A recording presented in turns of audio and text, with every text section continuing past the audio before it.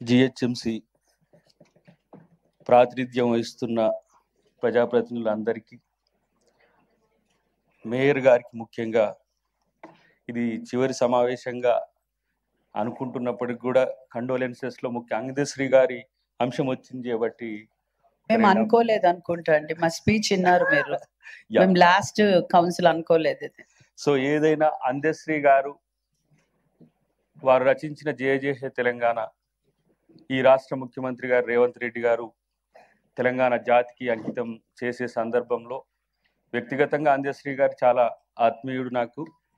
ఆ గీతం యొక్క స్వరకల్పనలో కీరవాణి గారితో కలిసి ఆ రోజు మేము పాలు పంచుకున్న రోజు గుర్తు చేసుకోవాల్సిన సందర్భం ఉంది. ఎందుకంటే ఇప్పుడు తెలంగాణ మొత్తం కూడా ఆ గీతాన్ని ఆలపిస్తున్న పరిస్థితి.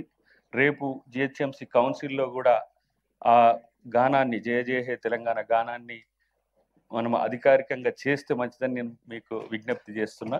ఎందుకంటే ఒక సహజ కవే కాదు, వ్యక్తిగతంగా చాలా నిరుపేద కుటుంబం నుంచి వచ్చి అక్షరాలు రాని వ్యక్తి ఈరోజు అందరి నోట ఆ పాట పాడిపించారు. ఇక్కడ ఉన్న ప్రతి ఒక్కరం కూడా ఉద్యమ కాలంలో అటు బీజేపీ మిత్రులు రఘునందన్ గారు కానీ, అటు తలసాని గారు కానీ, మాలాంటి వాళ్ళందరం కూడా ప్రతి ఒక్కరు, అటు కేసీఆర్ గారు కానీ, కోదండరామ్ గారు కానీ, రేవంత్ రెడ్డి గారు కానీ, ఎంఐఎం మిత్రులు సరే ఆ రోజుల్లో ఉద్యమాల్లో లేకుండా గౌరవించిండ్రు అనేది నాకు గుర్తు. కాబట్టి ఆయన లేని లోటు నిజంగా తీర్చలేనిదైనప్పుడు కూడా ఆయన ఈ గానంతో తెలంగాణ సమాజంలో బతికే ఒక నిరంతర ఒక మనిషిగా మనం గుర్తుంచుకోవాల్సిన అవసరం ఉంది. మిత్రుడు గోపీనాథ్ గారు కూడా చాలా సందర్భాల్లో కలిసినప్పుడు తన సౌమ్యత ఒకటి, పని విధానం, పనే లక్ష్యంగా పనిచేసే ఒక మంచి నాయకుడు కోల్పోయినాం.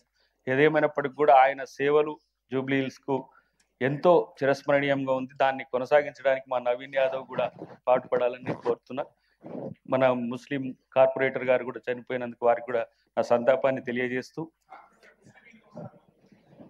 కార్పొరేటర్ మన సహచరుడు కార్పొరేటర్ గారు ముజఫర్ హుస్సేన్ గారు చనిపోయిన వారి కుటుంబానికి, ఇంతకుముందు చెప్పిన ఎవరైతే ప్రమాదాల్లో చనిపోయిన వారందరికీ కూడా నా సంతాపాన్ని తెలియజేస్తూ, ఒకటే దీని గౌరవాన్ని మరింత ఇనుమడింపజేసేందుకు మనం అందరం కూడా సహకరించాలని చెప్పి తెలియజేస్తూ థ్యాంక్ యూ వెరీ మచ్.